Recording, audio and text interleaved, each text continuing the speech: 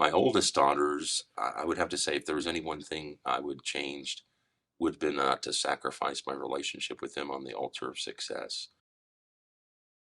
Tell me about your father.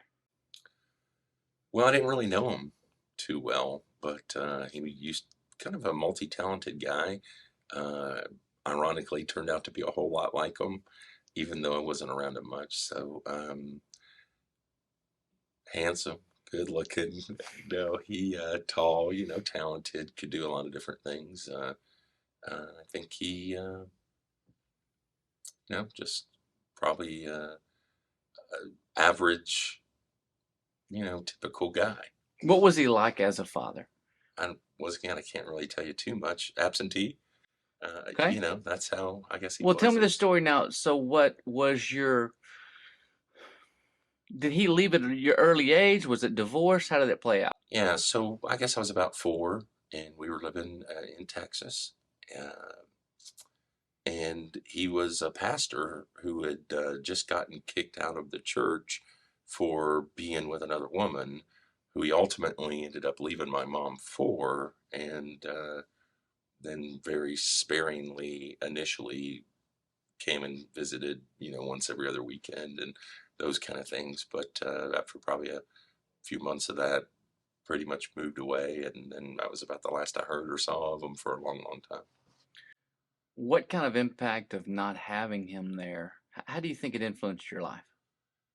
Well, in a positive way, I think it helped me, having been raised by a very strong woman who worked three jobs to support four kids, and uh, had older brothers and sisters, having been being the youngest. I think it enabled me to grow up a little faster. It also taught me to be a little more sensitive, a little more kind, a little more gentle, a little more loving, uh, because I was raised by my mother. So, I may be the kind of guy that'll cry more than Glenn Beck, even. So, um, but on the negative side, I think I didn't realize growing up what an impact it really had on me. Looking back now, of course, I can see I lived a pretty rebellious life because of it. I'm sure there were many wounds and hurts, and of course, my mother working so much for one, two being the youngest. Allowed me a lot of freedom to get into all kinds of trouble and to do a lot of things that normal kids my age wouldn't do. For example, I cut my first class when I was in first grade.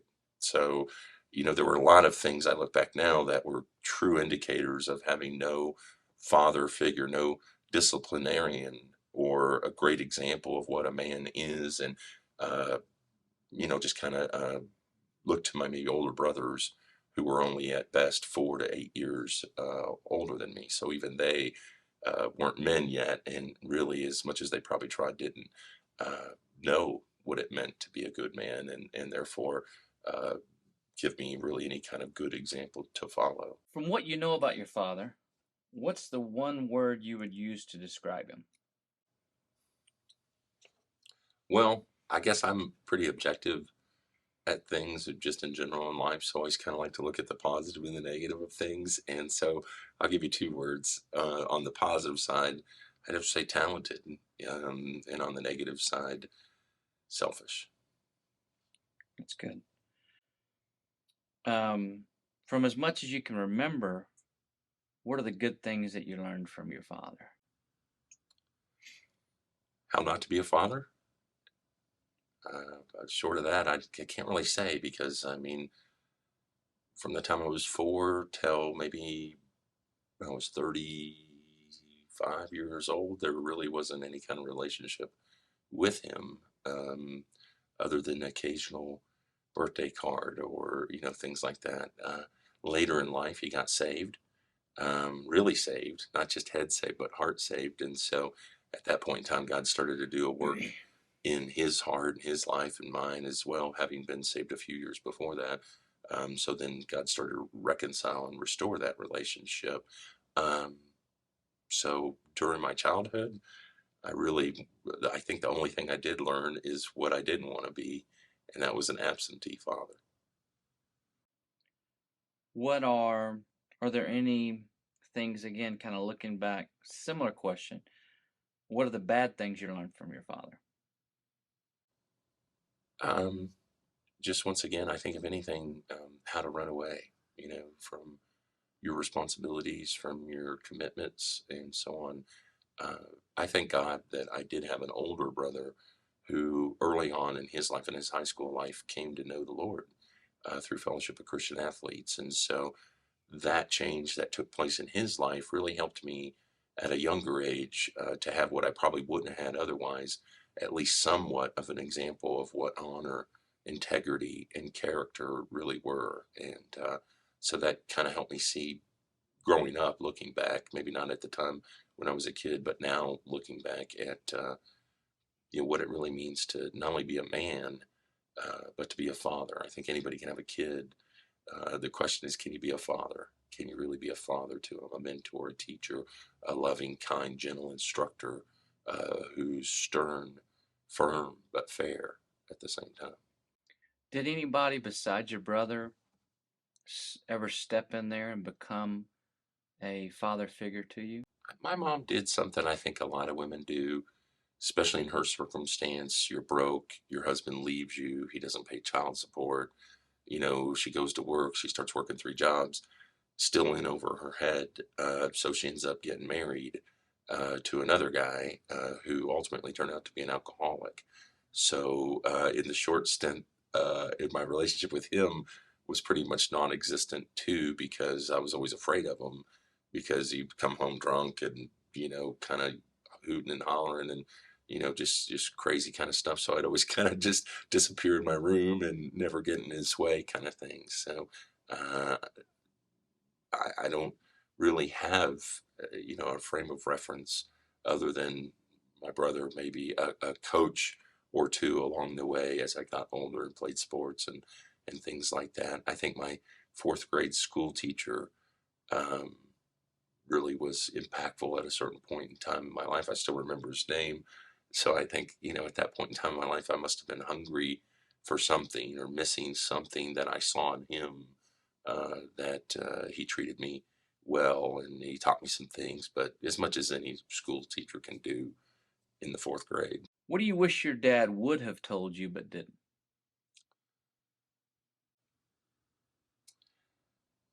It's kind of a double-edged sword, really, because, at that point in time, I think every kid would want to hear, I love you would be something you'd long to hear from your dad, or that I want to be here, or I want to get back together with your mom, or, all those kind of thoughts I think go through your head. But for me, I think I can't really say for sure, honestly, what I would have wanted to hear from him other than the norm that I think all kids would hear because I didn't have any really relationship with him. I didn't hear anything from him. So I was kind of different. I think I still am today in a lot of ways that for whatever reason, God's blessed me with the ability to forgive. And so I think early on, I just kind of got used to the idea, okay, he's not going to be around, he's not going to be here, and just went about doing what I wanted to do and living my life and so on. Of course, once again, looking back now, I can see there's many things I missed by not having my father there. And so I guess if I had to hone it down, like I just have to stick with something basic like, I love you or um, I'm sorry I left. It might have been a good thing. How about the this is the one that I always struggled with is just someone saying an adult man saying I'm proud of you. Yeah, that would probably be a big one. I'm proud of you. I know I definitely sought out recognition for many years of my life. So now that you say that, I guess looking back, that probably wasn't something I just wanted to hear, but something I needed to feel, something I needed to know. My mom was just filled with compliments, and I could do no wrong, as all mothers probably are. But to hear it from my dad, I'm sure I longed for that because growing up, I was known as a kid, for example, in baseball as the fisherman, because not because I liked to fish, but because I fished for compliments. I would constantly, anytime I'd get a hit or make a great play, I'd like, hey, did you see that play? Did you? So I was longing for that, recognition. And I think that probably stemmed from the fact that I never had a father to tell me how he was proud of me. That's good. Is there something that you wish your dad would have showed you but didn't? all the things that any kid yearns a father to teach them. Whatever you're into, whatever you're interested in, for him to come alongside and take an interest in the things you're interested in, and then to give you some helpful hints or tips, some advice along the ways. I think in particular it would have been great as you get into that liking girls stage that you'd had a father to say, hey, watch out for this kind, and those are the kind you're looking for, and so on and so forth. Is there something that your dad did with you or your siblings that you will never do with your children?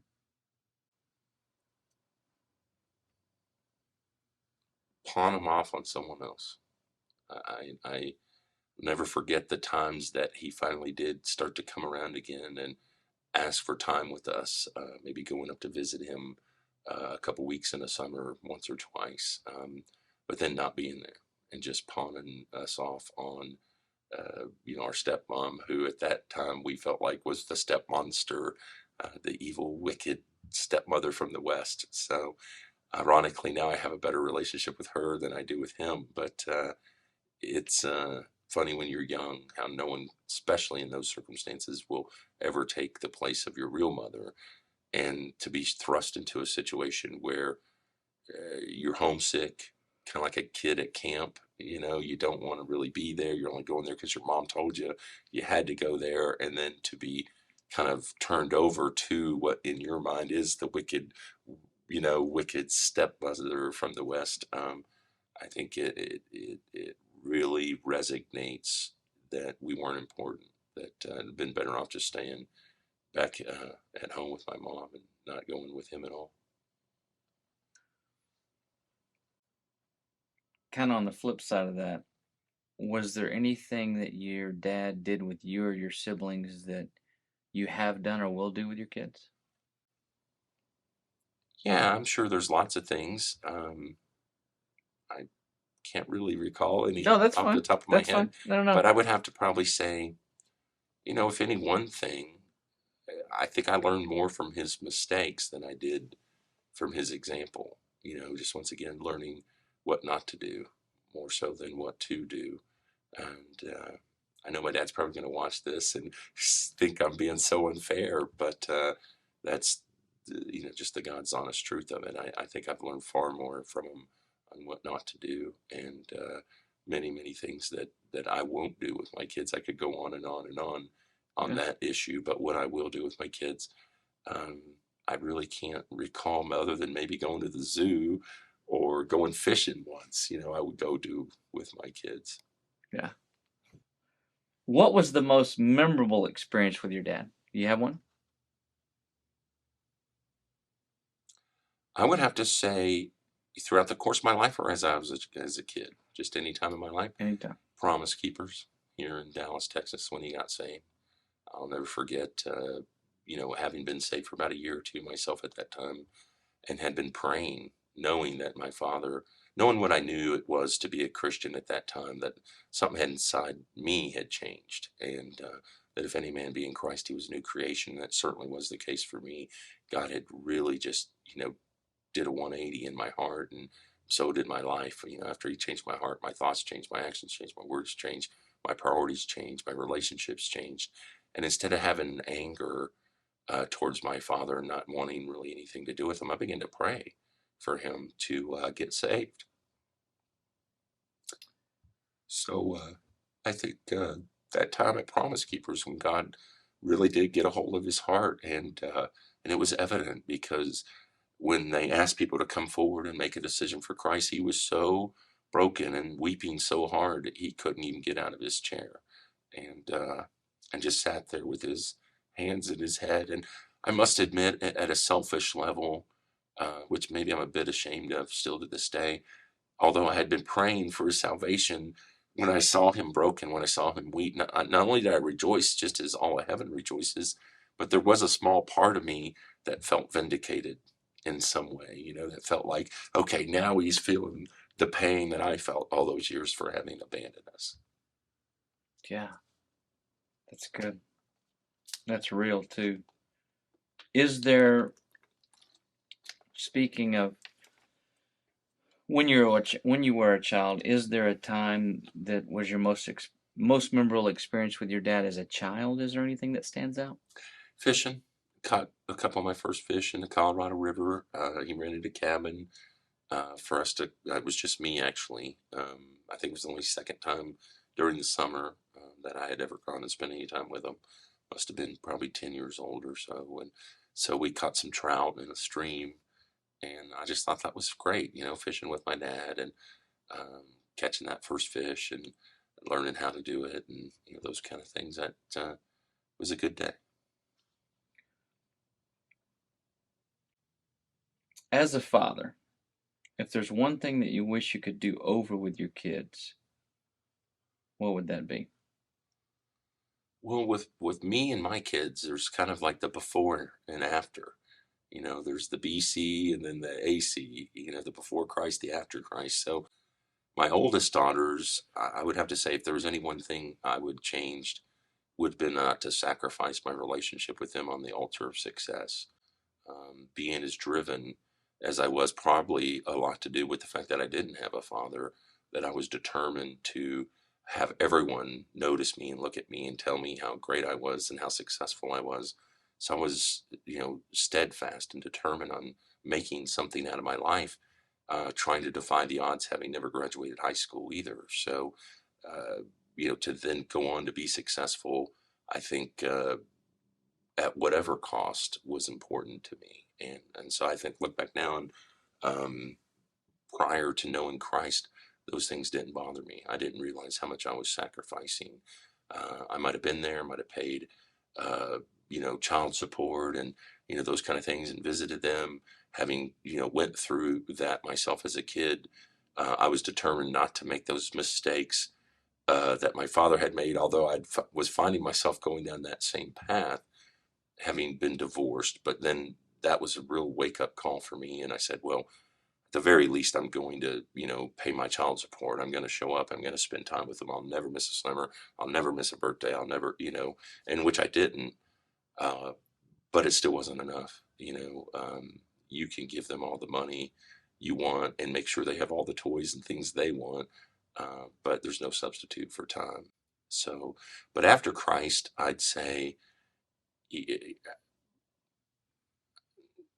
I don't know what I would change. It's been such a wonderful, amazing, remarkable difference in my life since I met Christ. The way He guides me, instructs me, encourages me, the way His Word trains me and speaks to me.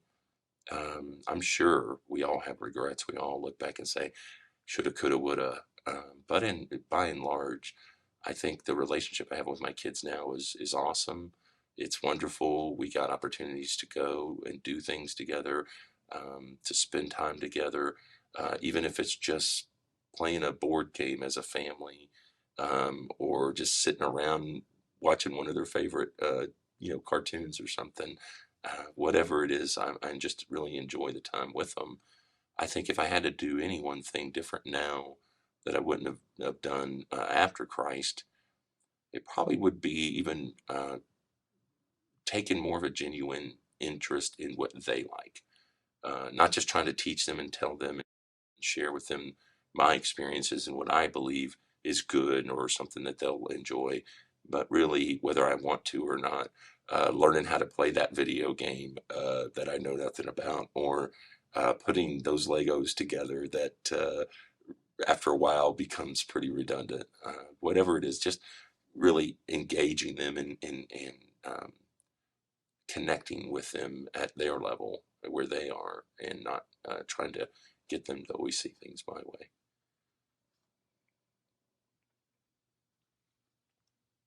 If you could say one thing to your father right now, what would that be?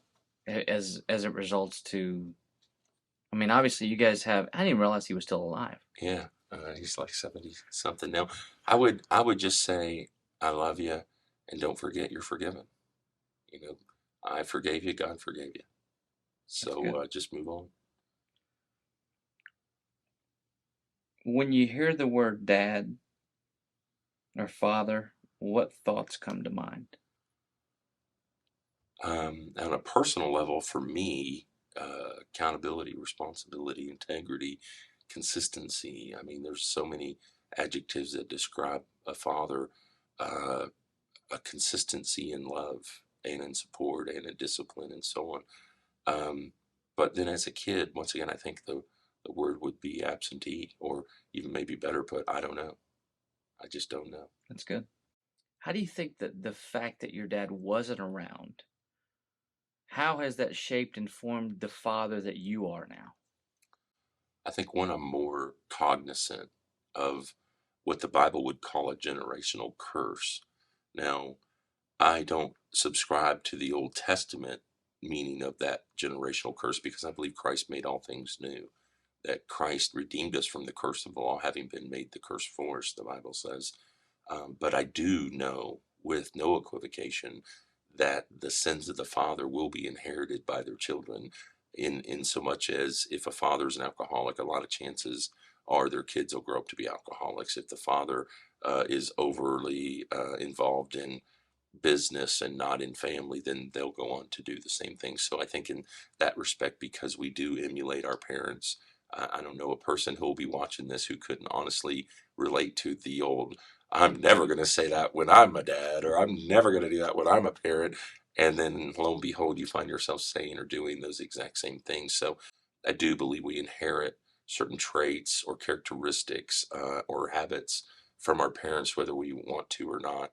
I think for me, it just the awareness of what it means to be a good father, more so than anything. I think it's time. Just investing that time. That kids really don't need your money. They don't need the toys. They don't need the latest gadgets and gimmicks. They don't need the big screen TV in their room. What they need is you. They need you, and there's no substitute for that. Finish this sentence and repeat the sentence and then finish it. My father was. My father was gone. Okay? Same thing with this one. My father did not. My father did not honor his commitment. Last question. If you had a friend who was going to be a father for the first time, what advice would you give him? I am third. I would just tell him I am third. I would say, make sure God, his laws, his principles, his word comes first, that his wife, his kids come second, and then he comes third. Um, it's a hard thing for men to grasp because they're used to being babied. And especially if they've been romantically involved with their wife for some time before the babies come, they grow accustomed to that. They like that attention. They like that extra effort that their wives are able to give them to make them feel like no one else on this earth can make them feel.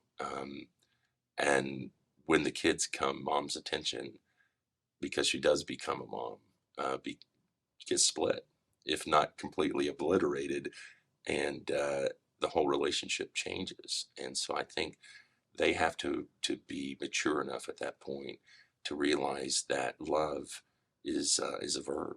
It's not an adjective. It's not a term used to describe how you feel. It's what you do. And if you truly do love your wife and you love your child, then you'll put yourself in that perspective. You'll be like Christ. You'll come to serve and not to be served. Or in short, I would say be her hero or be their hero. And then they'll be your biggest fan. One last question, and this plays into what it is that played out in my life, and I know it played out in your life. Uh, at what point in your life did you come to find that forgiveness for your dad, and how did that play out? I think once I got saved, I didn't realize how many wounds were there. I didn't realize how many times I had pent up frustration with some of the things that he never said or things that he never did. The desire to have him there when he wasn't there, and so on.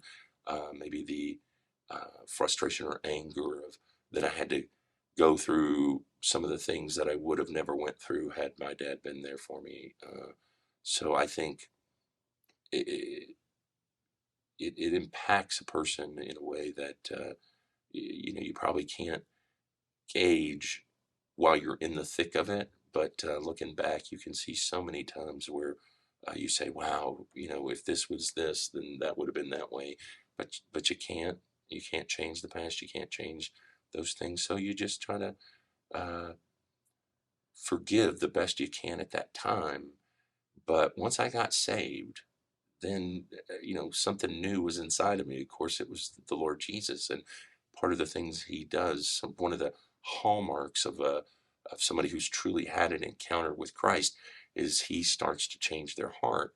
And part of that process for me was to forgive, and to learn how to forgive, and what I needed to forgive Him of. And so for me, it was kind of a pretty rapid process, because God had already given me a pretty gracious, forgiving heart, but He brought to the surface many of the wounds, many of the issues. Once again, those pent up frustrations that I didn't even know were there, and so He liberated me from those in the classic sense of the word. I mean, He lifted off the burden, the yoke, if you will, of that burden that I had placed on myself, and gave me a heart to not only forgive, but to once again desire a relationship with my Father, knowing He wasn't at that point in time in His life yet, uh, then to be able to even start to pray for. So it really, I think, if anything, brought to life my post salvation love for my Father, and willingness to not only forgive, but to start to pray for Him. The scripture that says to love your enemy and to pray for those who persecute you. So it was just more proof positive of Jesus Christ being alive and well, and working in the hearts and lives of men and women all around the world. He gave me that ability to forgive, and pretty quickly was able to do that. Um, So, but it was a process. It wasn't one moment to where it's like the scales fell off. It was a little bit of a journey. right. I think probably still some of that there even now. Definitely not to the degree there was, but I'm sure as time goes forward, I'll find myself in a certain circumstance or situation that'll remind me, and it'll bring up maybe one of those wounds that I thought had healed, or that I never even knew about. And it'll give me an opportunity to deal with it at that time, and to lay it at the foot of that cross, and let the Lord have it, because He's going to deal with it a whole lot better than I will. Watch the Father Effect movie for free on YouTube.